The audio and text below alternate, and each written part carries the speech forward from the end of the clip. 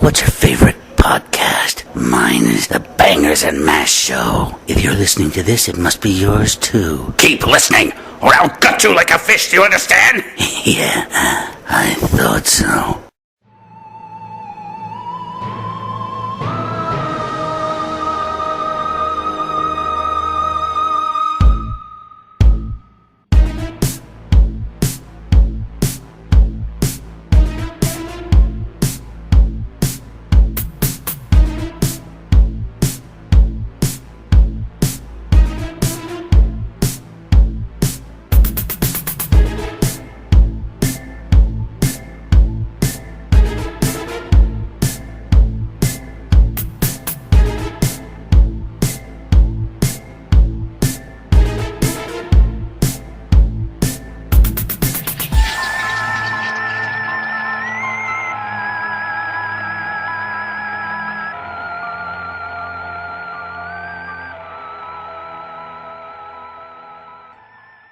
We're recording now. Oh, of course we are.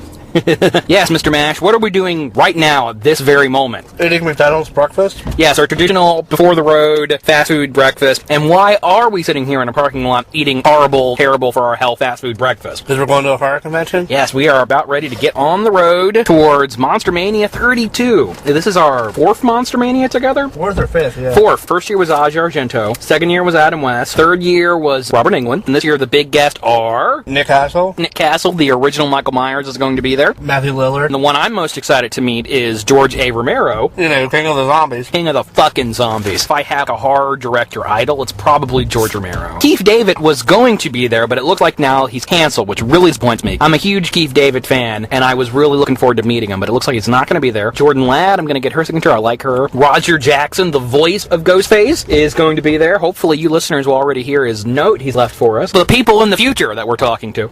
Yes. You'll be hearing something that happened in the past. Whoa! A bunch of other Halloween people. Meg Foster, Dee Wallace, Zach Galligan. Is there anything you're looking forward to buying? I usually don't expect to buy anything before I go to these things. That way, I'm never disappointed in what I get, but I'm usually really excited about something I find. You like to be surprised. I always have a grail. In the first year you and I went together, I found my grail first stop we made. I wanted the comic book miniseries based off of John Carpenter's The Thing. Last year I wanted to look for some horror-related trading cards, but they didn't have that last year. But this year, my grail is the Universal Monster Pogs. Did you hear him rolling his eyes, audience? Because I was rolling my eyes so hard. The NECA Ripley from Aliens is out. John Matrix has got a figure this year finally. I'll probably pick up the Lux Leatherface that just came out, if they have it. Okay, well, the deluxe Leatherface is cool. They're nice. The Jason, did they do an Ultimate Jason? That's not out yet. Oh, it's not out yet. Damn it. Beyond that, you never know what kind of stuff you're going to find at these things. But we will be giving you updates throughout the day. And hey, something else I guess we should mention. We are driving down on the brink of a hurricane. Thanks, Hurricane Joaquin. And before I forget, thank you, Darren, for leaving a very nice comment on our YouTube feed. Thank you, Doctor, for leaving us a nice comment. Thank you, Monkeyschmo or Monkeysmo. Thank you to all our listeners for getting on the YouTubes and saying nice things about us. We do appreciate it very much. Yes, we do. I know that Lee had left us some, but he always leaves us stuff because he's an awesome fan. Yeah, thank you, Lee, for being ever faithful. We're going to stop and finish our breakfast and then get on the road. We'll be giving you updates throughout the day on Monster-Mania 32.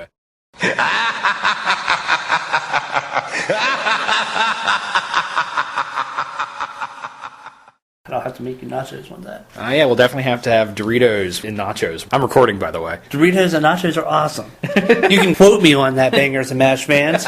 We are here at our hotel room at the Hunt Valley Inn. Had a pretty leisurely lunch. That was a lot of fun. And saving laughter. We indulge whenever we're on these trips. But something I do want to mention to the audience is that time of year again. It's Monster Cereal season. And every year when JD and I do this convention, we always like to get a box of the Monster cereal. And then we have breakfast cereal Saturday morning, usually while watching Saturday morning cartoons. What particular Monster cereal did we go for this year? Count Chocula. I can't remember, did we do Blueberry or Frankenberry last year? No, I'm pretty sure it was Count Chocula last year. The first year we came to this hotel, that was Yummy Fruit and Brute. Mummy. Yeah, that was the Yummy Mummy Fruit Brute year. I'm assuming anybody who listens to our show is a fan of the Monster cereals too, because it just seems natural. It's the only cereal made specifically for horror fans. They should make a cereal that's Count Chocula, Frankenberry, and Boo Berry all mixed together, and they should call the cereal Monster Mash. Maybe? By the way, to answer your question that you asked me several years ago about about what they should name the creature from the Black Lagoon cereal. Oh, yeah, I remember this conversation. Lagunios. Lagunios? I maintain that Creature Crunch is the way to go, maybe. and it would turn your milk green. Maybe. Little crisp pieces could be shaped like lily pads or things you'd find in a swamp. Okay. I talked him into Creature Crunch. And speaking of black things, I don't know if this is... Oh, that sounded racist, didn't it? I had a chance to try the Burger King Halloween Whopper. I know I talk a lot about fast food on the show. I swear I don't have it that much. But I could not resist the allure of a Whopper with a black bun for Halloween. And the wrapper looks like a mummy, which is a really nice effect. Oh, really? Yes. You're an asshole for not waiting for me on that. I'm sorry. Otherwise, it tastes like a regular Whop, but the fact that it's black, and I'll probably cut this part out, but it makes your poo neon green. I gotta try this now.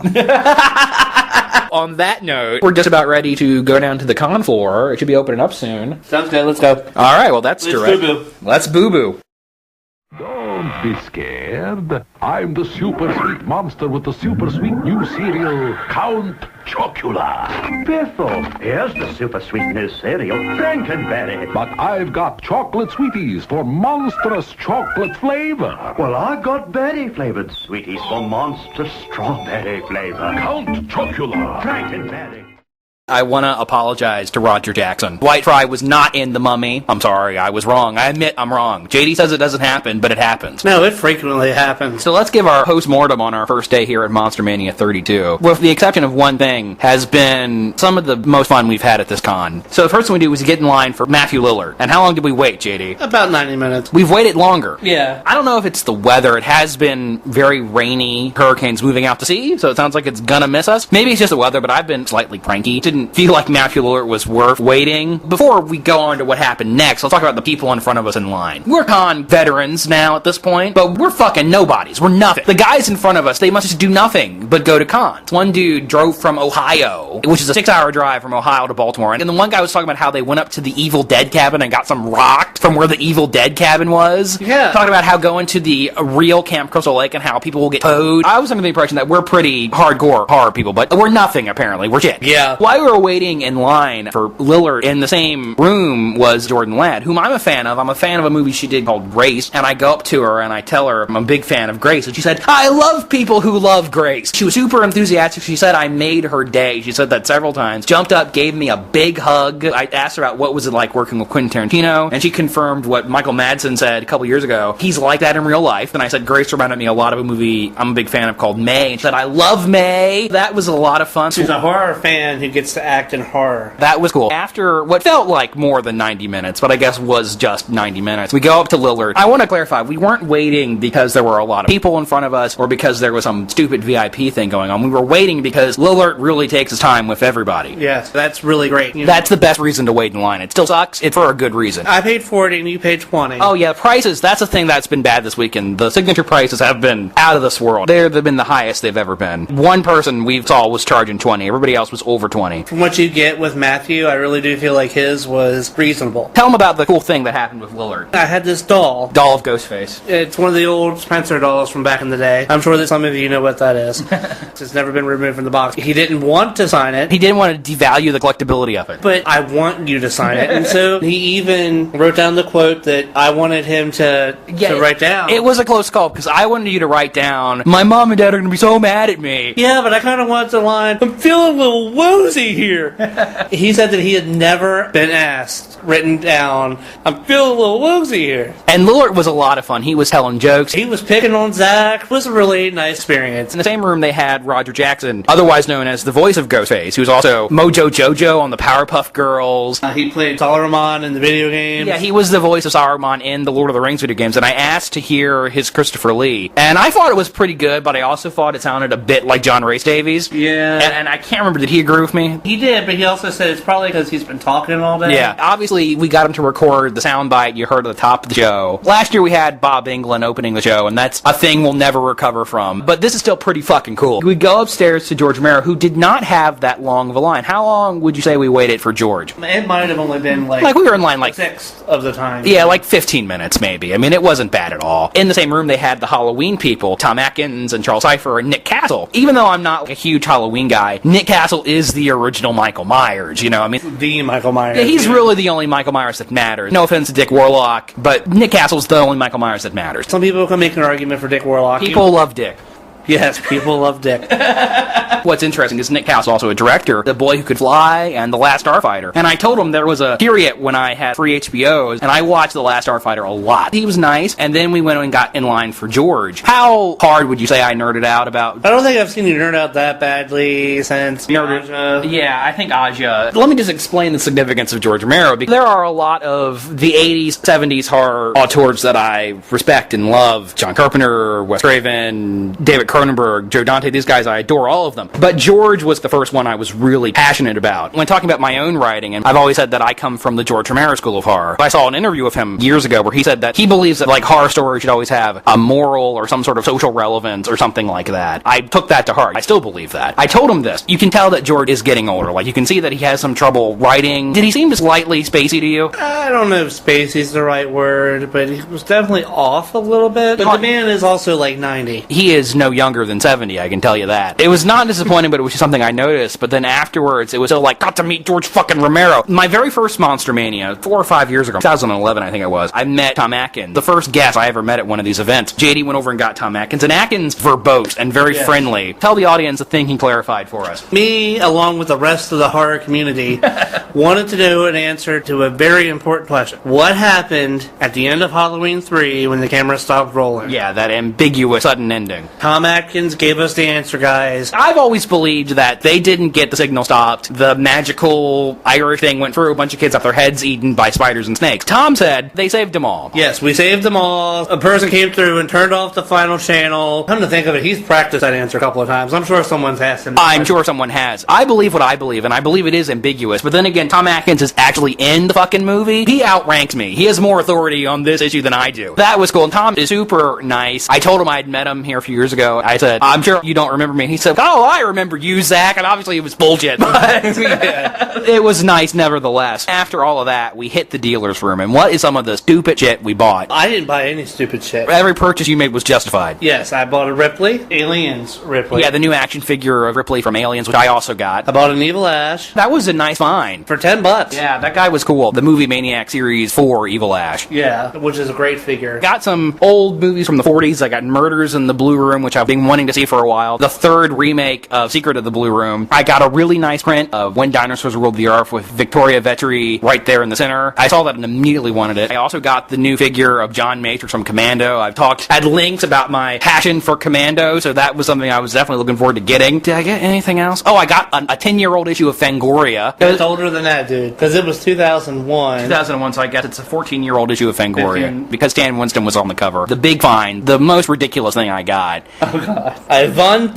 to bite your finger. There was this guy selling vintage board games. I haven't talked much about it, but vintage board game collecting is something I've been wanting to get into. This guy, he was selling I Want to Bite Your Finger, which is this really weird game from the 70s or 80s. You put your finger in Dracula's mouth, and he'll leave these two little marker prints on your finger, and this guy said the selling point for this game is that the marker is still wet. My response was, that's a 30-year-old toy! How the fuck is that possible? And I got the Godzilla game, which is a board game where Godzilla's eating spaceships. Should I say how much I paid for these ridiculous, stupid things? I actually got a deal. I don't know how much of a deal it is. We should look up how much the shit goes for on eBay, see if I got harnied. You got it for $100. Yeah, I got both for $100. After we get our pizza here in a minute, we may very well have to play around if I want to bite your finger. I want to bite your finger. At the very least, we're going to open up the box and take a look at this thing. With the exception of the prices being kind of high. Lillard won at $60, George Romero was $50, Roger Jackson was $40, which I thought was rather high. Nick Castle was $30, I guess Jordan Ladd was $20, Atkins was $20. I say this every year, prices are going up, and eventually I'm going to get to a point where they've hit the ceiling, and I can no longer justify paying this much money just to get a signature from somebody. Yeah. But until that day comes, other than the prices being high, I think you and I have had a really good time at Monster-Mania so far. Oh, yeah. And the night's technically not over yet, because we may have a drunk woman knocking on our door to go get shots at some point tonight. Would you say this has maybe been one of the best years we've had so far? Definitely. Hard to quantify, but I'm thinking it may be. The hotel could burn down tonight. It could ruin everything. Did you really call the police? You're sorry ass I did. My mom and dad are gonna be so mad. Day 2 of Monster-Mania 32. Got up this morning, we got out of our hotel room, we go down the dealer's room floor, and I kept saying, I'm going to buy 2 items, I'm not going to buy anything else. Several hours later, I got the new Leatherface action figure from NECA. They're calling it the Ultimate Leatherface. I got the Funko Jaws figurine of the shark itself, and I've really resisted the reaction toy line. Should I explain what the reaction figures are? Okay, well, Funko's a toy company, and they've been making these toys they call reaction, done in the style of 70s action figures, like the original Star Wars toy line, for example. They're 4 inches tall, the sculpts are nondescript, and they're on these really colorful cardboard backs. And all that's cool, but I've resisted it. I have difficulty justifying buying an action figure that intentionally looks bad. However, the shark from Jaws that they've done looks damn good. In fact, it really does look like the shark from the movie. I agree. I got some art prints. We had to stop by the VHS Preservation Society. The VHS Preservation Society is there every year, and every year I make a point of stopping by their booth and getting something from them. They zip stuff right off of VCR. They include the old trailers in front, the old logos or what have you, meant to preserve the experience of watching a videotape, except it's on DVD. Unlike a lot of gray market or bootleg things you buy at cons, they have actual menus with music. Each VHS Preservation Society DVD ends with a little scene from the movie, a little stinger. People who watched Mystery Science Theater back in the day, they did the same thing, and I really love that they do that. And I ended up buying, 4 DVDs from them? Yes. Oh my god. Well, I got Coming Soon, which is a trailer compilation that John Landis directed, and Jamie Lee Curtis shot little wraparound segments for it. That's one of those things that was released on VHS back in the day that'll never get home video release because of rights issues. I bought the masterpiece, the legend, the myth, Return of the Swamp Thing. This is a movie you talk about a lot. I love Return of the Swamp Thing. Yeah, I've somehow never seen it. I'm not even promising that it's very good, but it's a Monster Mash movie. What I've read about it has already kind of sold me on it. It's Brooke Shields, isn't it? Or no, it's not Brooke Shields. No, it's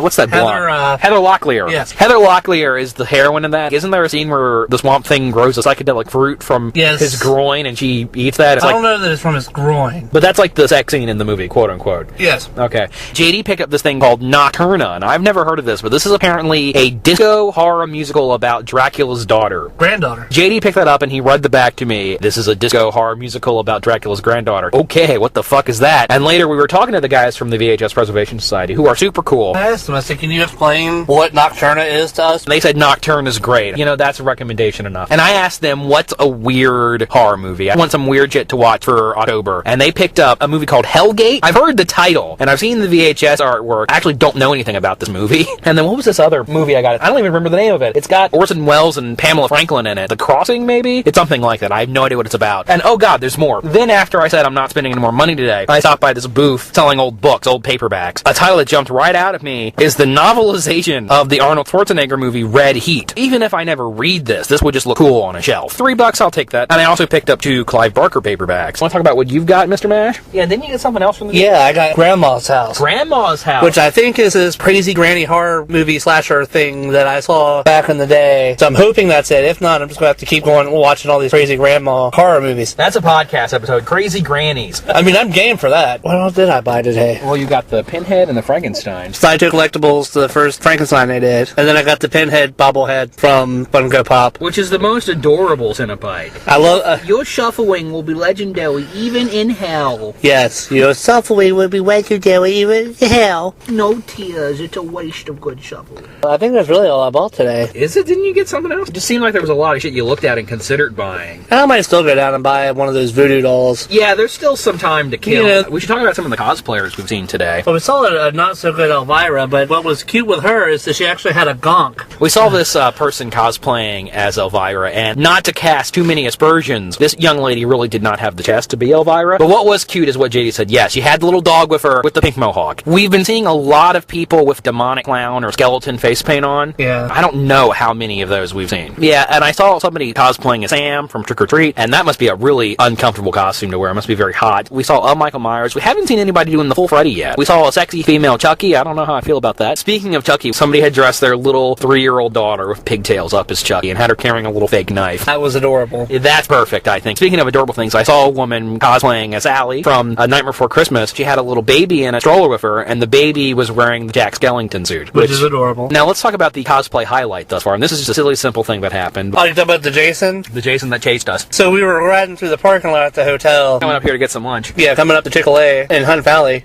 get some lunch, and... People from the future need to know that.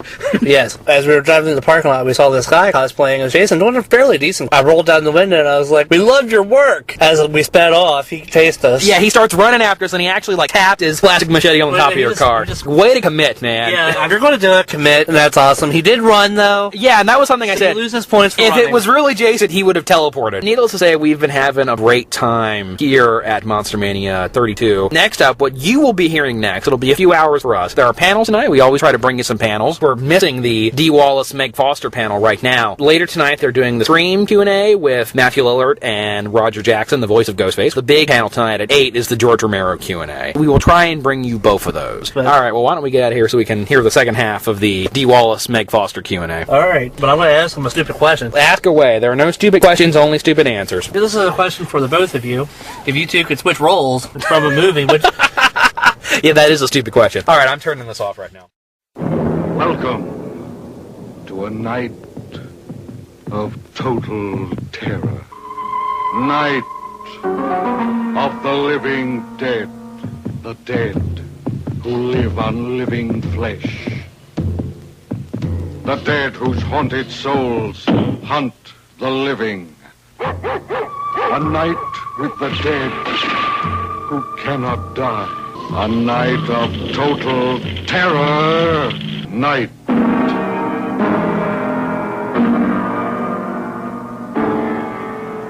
of the living dead. Please help me welcome George Romero.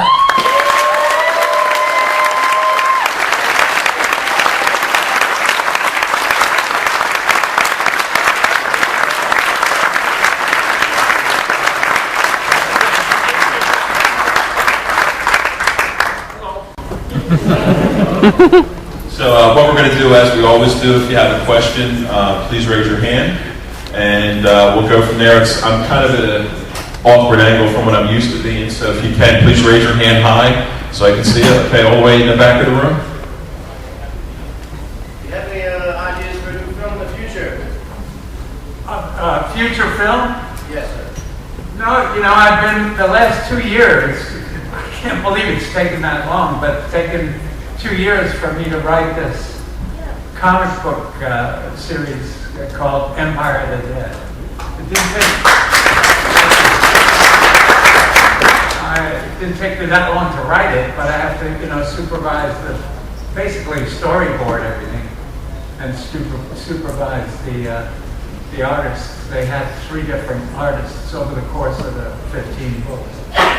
So the last book finally just came out this week or last week, and so I'm looking forward. I think it may become a TV series. Just you never know. Okay, right here. Do you ever hear from Stephen King anymore? And is there ever a chance you would work together again, maybe on another Creep show or something? Well, Creep show. The question was, do I ever hear from Stephen King? Once in a great while.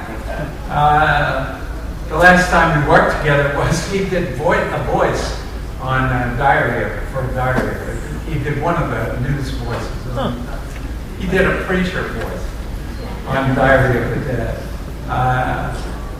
And that's pretty much it. Creep Show, my ex-partner Richard Rubenstein sold the rights, and they made a Creep Show 3, which neither Steve nor I had anything to do with. So I doubt, those rights are probably gone. So I don't think there'll be another Creep Show, unless somebody buys them back. Okay, right over here. What was your biggest setback in shooting Night of the Living Dead? What was your biggest setback in shooting Night of the Living Dead, and how did you overcome it? Gosh, biggest setback? I mean, there were setbacks all over the place. Probably we were shooting commercial jobs all during the production of that film. So we had to go back and shoot a beer commercial, and come back and keep shooting the film. And we shot from summer all the way into the snow was flying when we finished. So I think it was middle of November when we finally finished. So that was the biggest problem. And we were always biting our nails, because if something had happened to any of those people, particularly the actors, we would have been in trouble. But, thankfully, somebody was looking out for us, and everything turned out. Yeah, right here. How do you feel about the evolution of zombies from your original to today? Well, I don't know. The question is, how do I feel about the evolution of zombies? I don't think they've evolved. They were pretty slow moving in the original versus the faster moving and they come back. Yeah, well, the faster moving zombies, I don't have anything to do with those. Yes. I don't think, dead people don't move fast. So, at least in The Walking Dead, they don't do that. But, I made my own mistakes. When I made the first film, of course, I didn't think of them as zombies. I never called them zombies. I thought they were ghouls or, some new kind of thing. I thought the zombies were those boys in the Caribbean that were doing the wet work for Lugosi. But Bill Heinzman moves kind of quick there a couple of times, so that sort of embarrasses me now when I say they can't move quick. But I don't like it. I love the idea of just a lumbering thing that just keeps coming after you, and you can't stop it, or it's hard to stop. Could easily outrun it, but most people are too stupid to do that. Okay, right here. On the one we're talking about The Walking Dead, do you watch it? Did you watch The Walking Dead? Do you watch The Walking Dead? No, I had to watch the first couple of episodes because I did a thing for AMC where I was hosting the whole Halloween month. So I had to watch the first couple.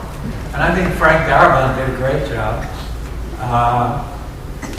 And, I admired the graphic novels. But, I think, I don't know, they fired Frank. I don't know what happened there. I think it had to do with money. Right? And I think they cheaped out, as AMC sometimes does. And I haven't watched it ever since. I know one of my old friends is one of the exec producers down, Greg Nicotero. But I don't know. They asked me to do one, and I said I didn't want to. So. Right here. What was your favorite film to direct? My favorite film to direct was Day of the Dead, because everybody was on board, everybody was on the same page.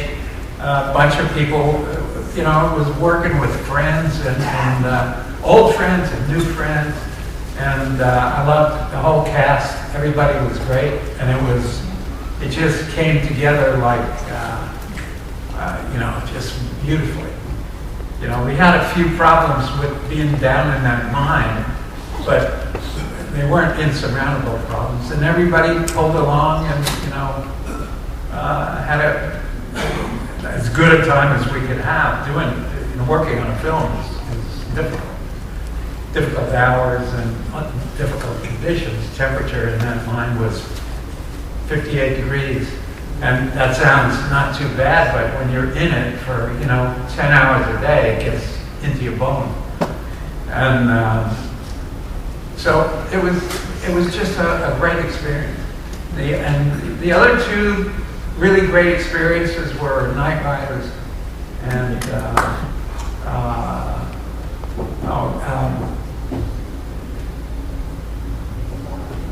Martin. I'm sorry, I couldn't think the name of my movie there for a minute. Martin. I love doing that. What's the difference, George, between doing a film like Day of the Dead, where I guess you're a little bit more directly involved, I don't know if that's the right word, but more in control, as opposed to your experience with making like Land of the Dead with, I guess, more corporate involvement?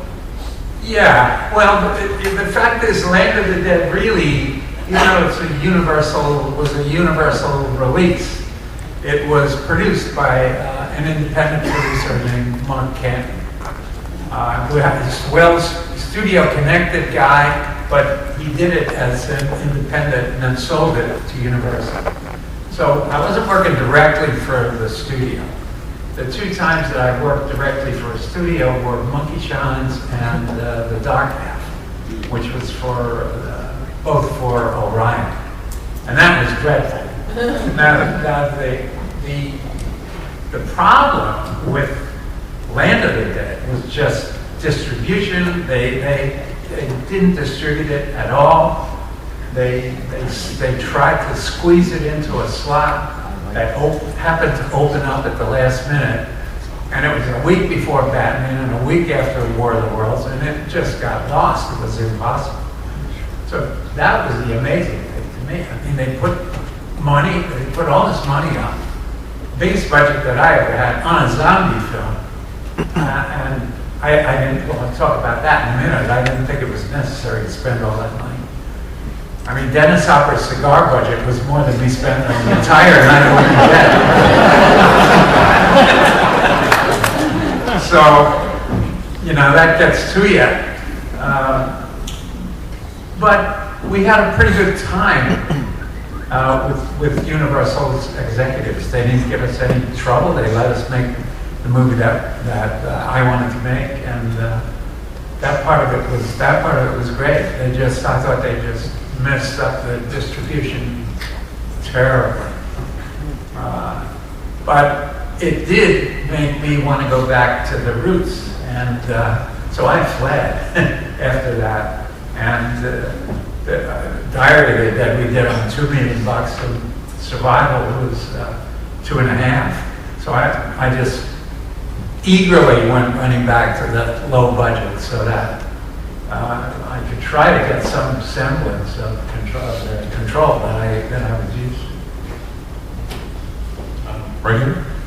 Who were some of your favorite actors or actresses to work with, and was there anyone you wish you could have worked with?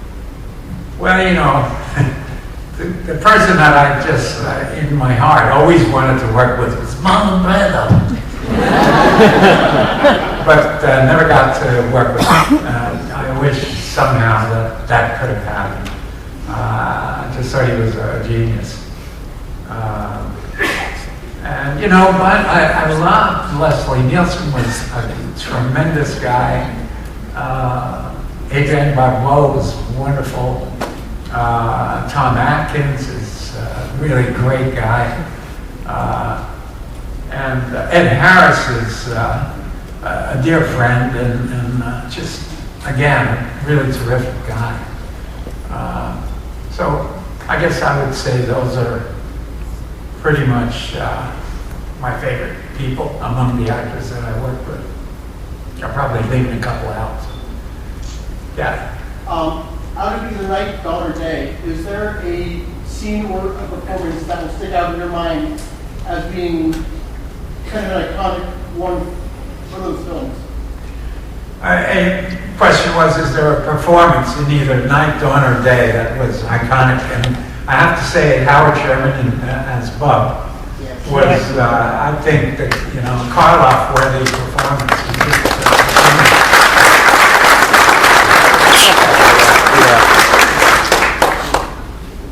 Okay, right here. Yes.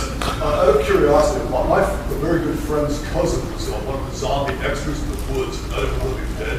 I'm sorry. Sorry. My very good friend's cousin was a zombie extra in Night of the Living Dead in the woods.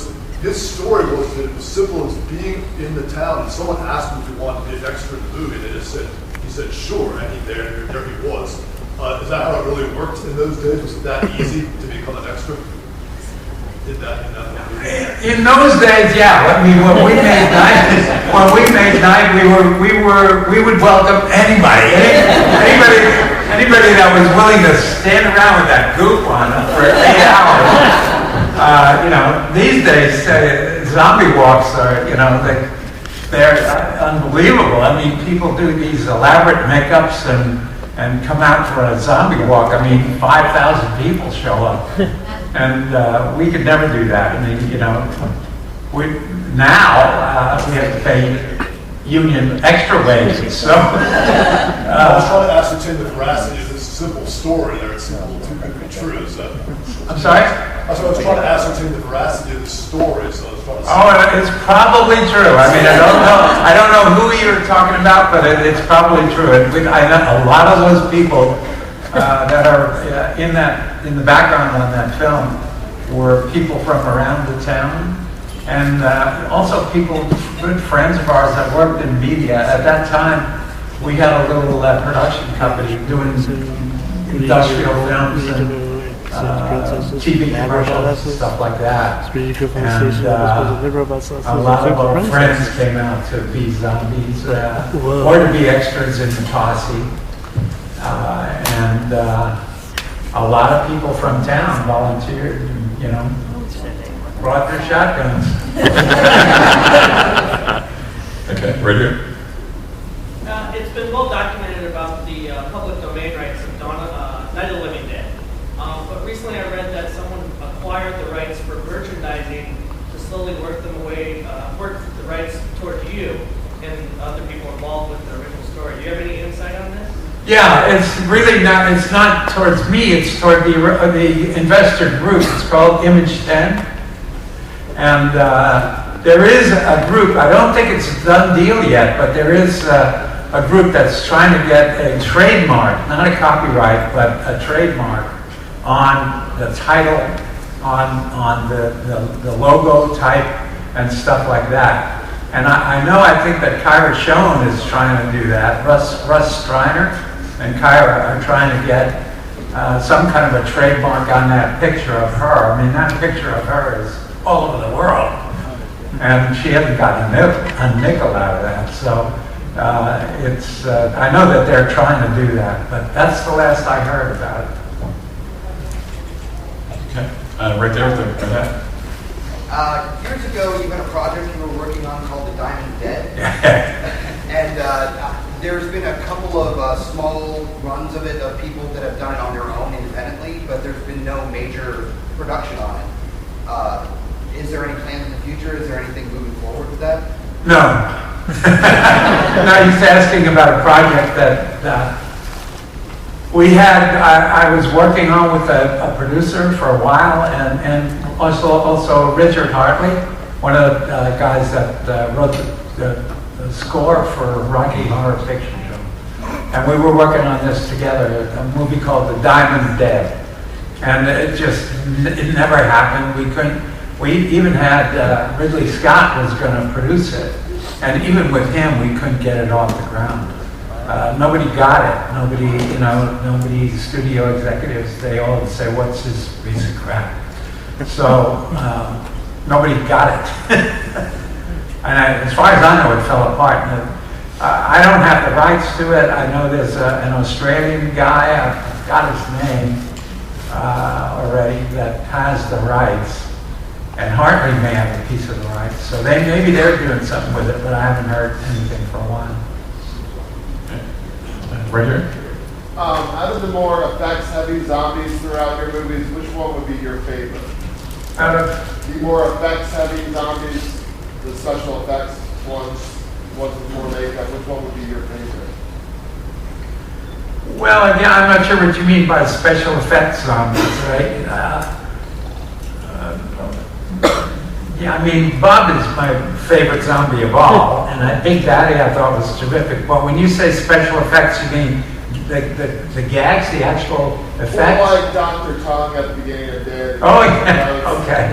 More like that. No, Savini and I always thought that Dr. Tongue never really made it. And yet, I see all kinds of little statues of Dr. Tongue, and he's all over the place, and somehow he caught on.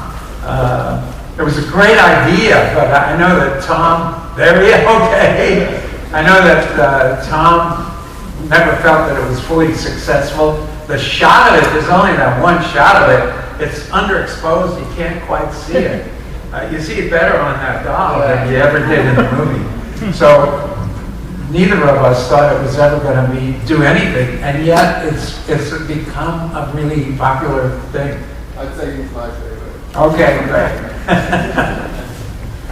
Who else? Right here. Hi. Hi. Outside of your Dead films, are there any other movies that you've done, like Night Riders or Monkey Shines, that you'd like to go back and do a sequel to, or another movie like that? No, I've never really wanted to do a sequel to any of the films that I made. I'd like to remake a movie that I did called Season of the Witch. It was eventually called Season of the Witch. Our original title was Jack's Wife. And I wouldn't mind remaking that, because there was a small brokerage that was raising the money for it, and they just stopped coming up with money halfway through, and then eventually the brokerage went bankrupt. And so we never had the money to really finish the film. But, you know, we kept pushing, and we did finish a film, but it never was what we really wanted it to be. So I'd love to take another whack at that, but I don't know if that premise would work today. I think it would have to be changed. Make it a powerful woman instead of a weak woman, and I think that maybe I could do something with that, but I don't think that's going to happen. A question in the back there? For Night Dawn of the Dead, the social commentary in the movies, was that intentionally written when you put those films together, or was that just your style of writing? The social commentary in Night of the Living Dead that was intentional was really the whole business of the lack of communication between people that are in crisis.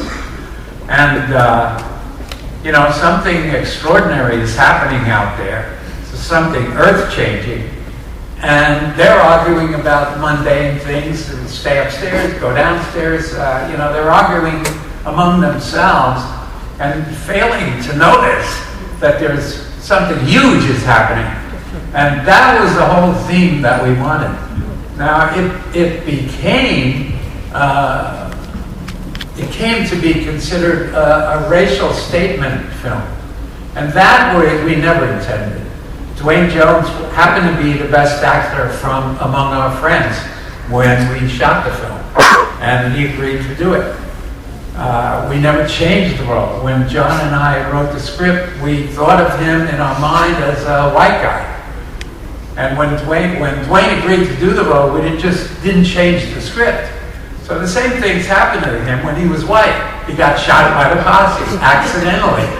And it wasn't meant to be racial. The night that we had the very first copy, the very first print that we struck, called an answer print of Night of the Living Dead. And Russ Streiner and I had that print. We were taking it to New York to show it to distributors, potential distributors. That night, in the car, we heard that Martin Luther King had been shot. And, I mean, all of a sudden, Russ and I looked at each other in the car and we said, this is going to put a completely different spin on this movie. And it wasn't our intention. We thought we were doing something good by just ignoring race. And all of a sudden, we couldn't ignore it anymore. Who else had a question? Right here. Do you ever hear from Bill Cardille? Chili Billy Cardilli.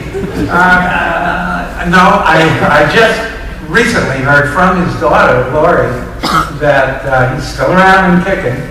I was just in Pittsburgh, but I didn't see him. Lori Cardille, Bill's daughter, plays Sarah, the lead in Day of the Dead.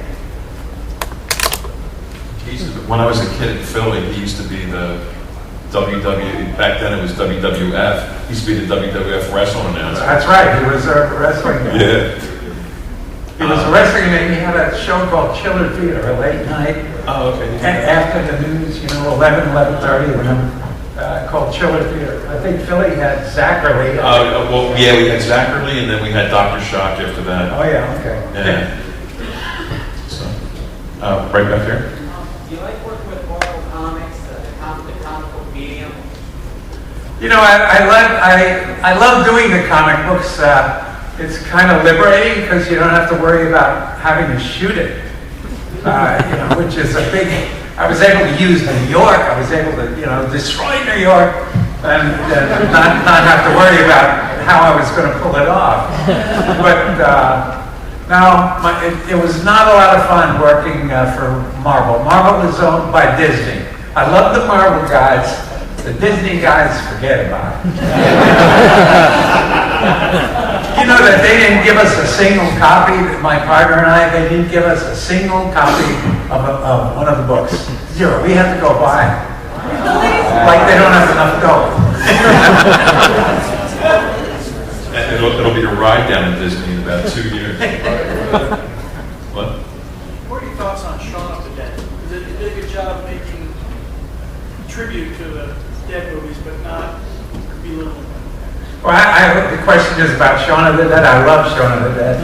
And those guys have become pretty good friends. I've become pretty good friends with them. They're great guys. Simon and Eddie Wright and Nick Frost. Yeah. We see them when we're in London. And actually, Simon and Edgar came in to be zombies in Land of the Dead.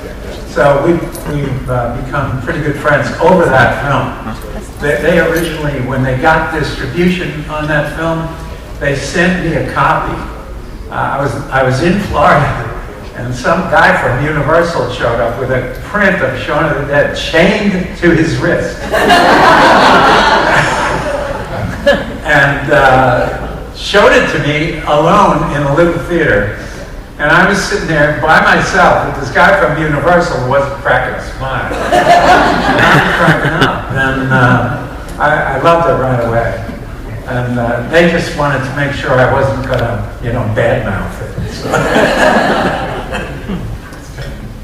Yeah. Do you have any special memories of Bill Heinzman? Well, Bill was a wonderful friend. I mean, I had known him for Bill Heinzman question. Zombie number 1, the first guy. And he was a really good friend for years before we ever did a night. And he shot, we used to shoot, he used to be a still photographer. He started out as a still photographer. And our company used to occasionally do still work. And Bill was always the guy that did it. So then he graduated and learned how to, shoot with 35 millimeter movie film. He shot The Crazies, and we worked on a lot of projects together for all the years that he was around. And sadly he passed a couple of years ago. His wife is.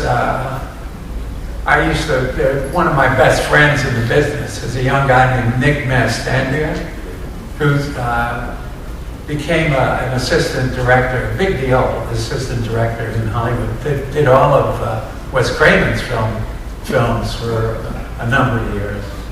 And his sister wound up becoming Bill's wife. And they had a couple of kids together. He was a great guy. Okay, in the back corner. Just real quick, besides Night of the Living Dead, I really enjoyed Creep Show. That was a good. Oh, good. Thanks. Work on. Is there any kind of memory or something neat from the set that stands out in your mind from working on Creep Show, working with anybody, or something like? I'd be lying if I didn't say that the cockroach thing was. Everybody was. The name of that story was They're Creeping Up on You, I think. And everybody was creeped out by those cockroaches. It's a weird thing, but if you try to buy cockroaches from a lab, they want 50 cents a piece. Well, we needed like 500,000 cockroaches. So that would have been a pretty big line item in the budget. So we actually got a couple of guys scientists from the Museum of Natural History in New York, and they went to Jamaica into caves and got all these cockroaches. They sent back pictures of them in caves, waist deep in cockroaches.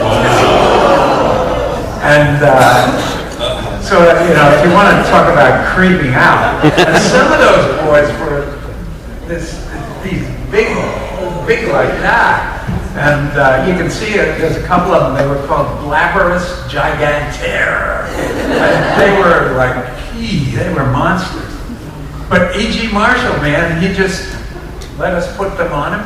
They would give them, I forget what they would give them, I don't know, little shots of gas, yeah. Like, to make them move. Slow them. To slow them up.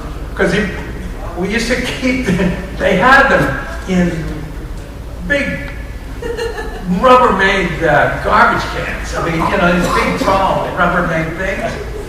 And I kid you not, we had, the set was sealed so that they couldn't escape. But you dump out one of those things full of cockroaches and they're gone in 20 seconds. You don't see one. But then you take the casing off the phone, and it was a phone-shaped thing of cockroaches. They got into every little nook and cranny. It was unbelievable. Okay, who else right there? What was the experience like making Bruiser? And was that the first time you filmed outside of Pittsburgh? It wasn't actually the first time. The first thing that we ever shot outside of Pittsburgh was the beach stuff for Creepshow. Other than that, yeah, Bruiser was the first film that I made entirely in Canada, and it was a simple story. We had $5 million, and with the rate of exchange in Canada, that became $6.5.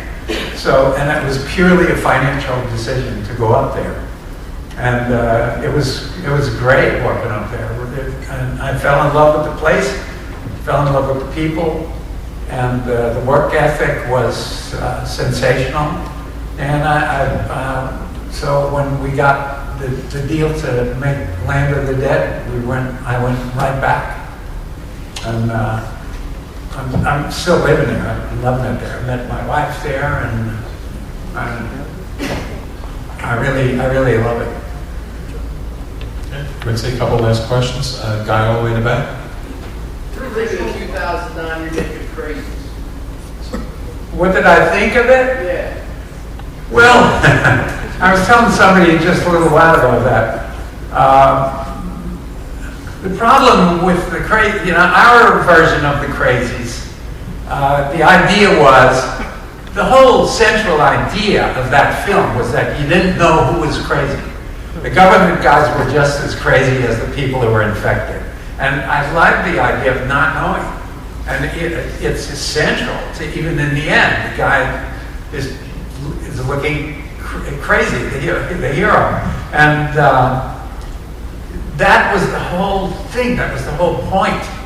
And the problem is, when they did the remake, they turned them into zombies. And so the Crazies looked, you could tell there was something wrong with those guys.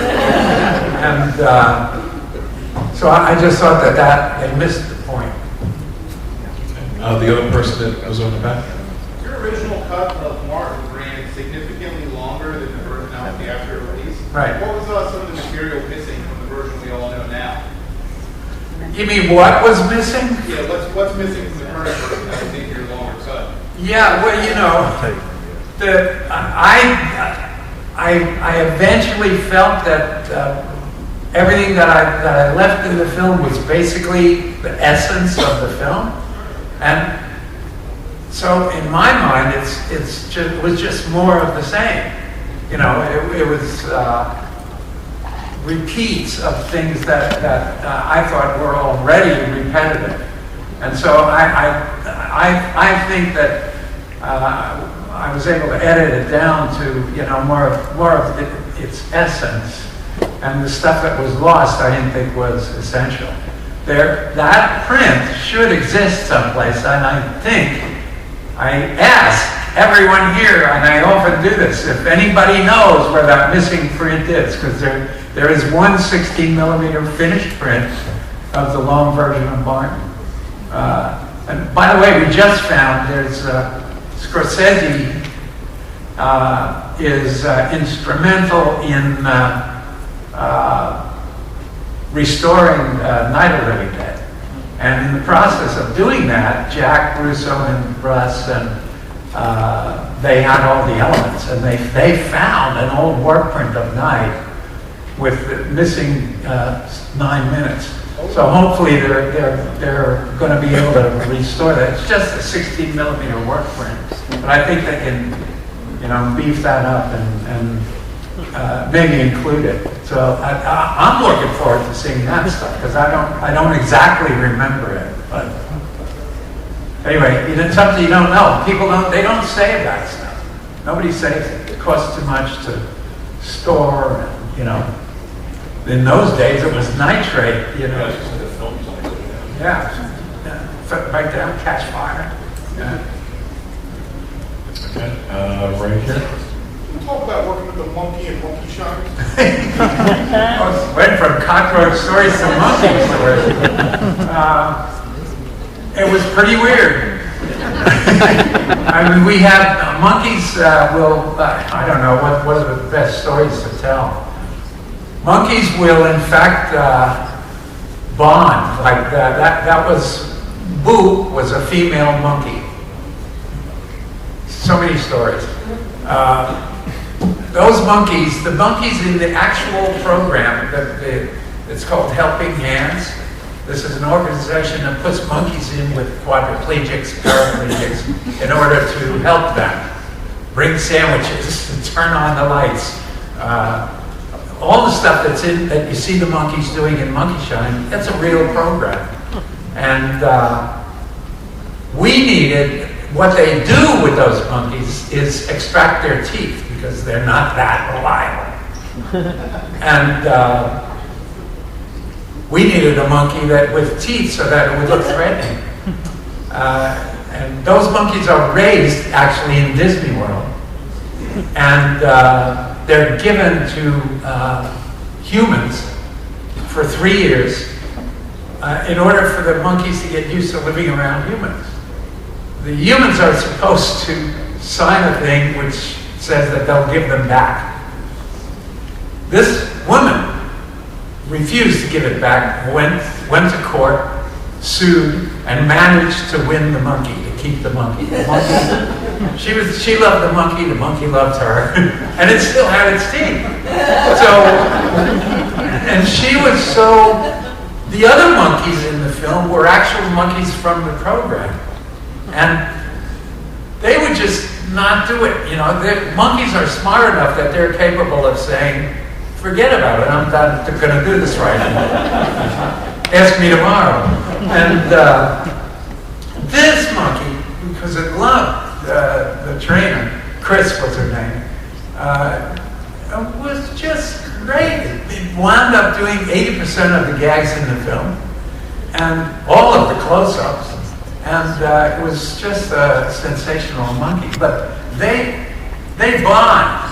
Like a monkey in heat, a female monkey in heat, which Boo was a female. The day that Boo went into heat, we got this call, Boo's in heat.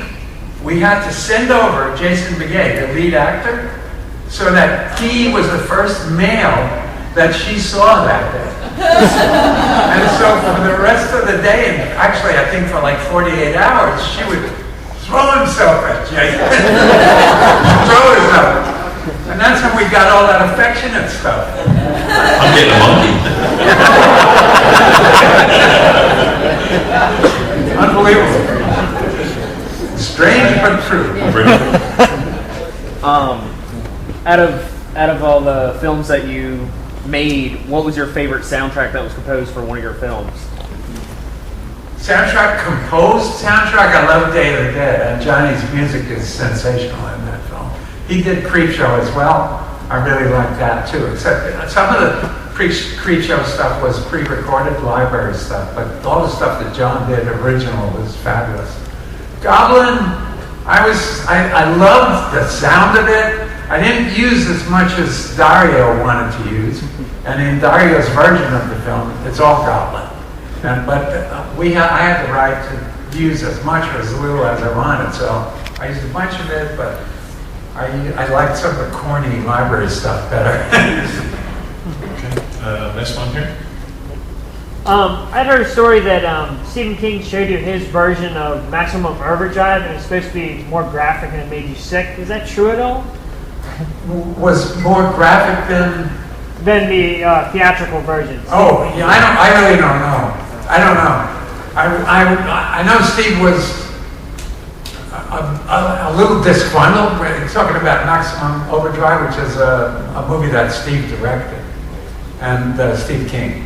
And I don't know. We never talked about that, about whether there was missing stuff, or we just never talked about it. I know he was a little disgruntled that he wasn't able to get all the stuff that he wanted to get. That's about the only thing he ever said to me about it. Okay. All right, ladies and gentlemen, we have to wrap this one up. Our next event here is going to be the Alan Howarth concert, so please let's have a big round of applause for the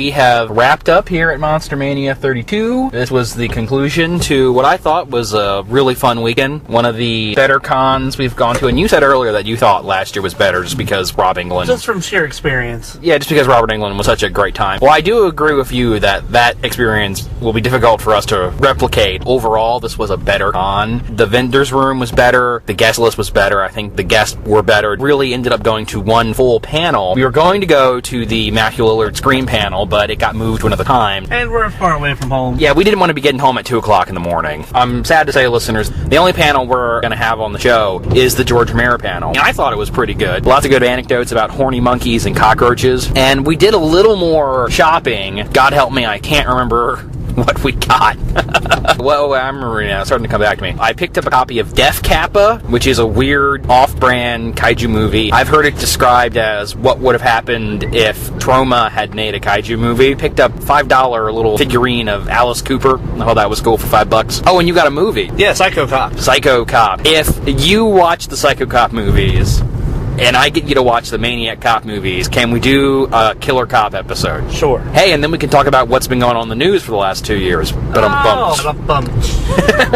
was a lot of fun. This was a good weekend. Obviously, they've remodeled the Hunt Valley Inn since last time we were here, and they've really beefed up the horse theme. The whole hotel has an equestrian theme now. As you're riding down the escalators into the dealer's room, there's a whole wall with saddles on it. When you walk into the lobby, there are a bunch of little statues of horses on the walls, photographs of horses in every room. I thought that was kind of weird and funny, but maybe I was the only one. So anyway, you have any closing thoughts on Monster-Mania 32, buddy? This was probably maybe the best year we've had. I would say from sheer experience value, I think last year beats this one a little bit. We're both pretty tired. And we got about a 2-hour drive ahead of us. Yeah. Well, as always, Bangers and Mash fans, thank you so much for listening. We'd like to hear some feedback. This is our 4th con show. We'd like to hear some feedback if you guys enjoy these, if you like them, if you like to hear the panels. We'd like to hear from you on the Facebook group, www.facebook.com/The Bangers and Mash Show, or you can email us at bangersinmash88@yahoo.com. That's the word bangers, that's the letter N, that's the word match, that's the number 88@yahoo.com. Thanks for all the feedback here of late. You'll definitely hear from us again before Halloween comes around. We've got an interesting show topic planned for Halloween this year, I'll just say that. You will hear from us again soon. Good night, good luck, stay in the shade and get laid. I want to bite your finger. It's a Dracula game. Just set the clock. Just try your luck. If Dracula's cape opens, you have to put your finger in his mouth and press the lever. If he leaves a mark on your finger, you have to start over again. It's a Dracula game. I want to bite your finger from Hasbro.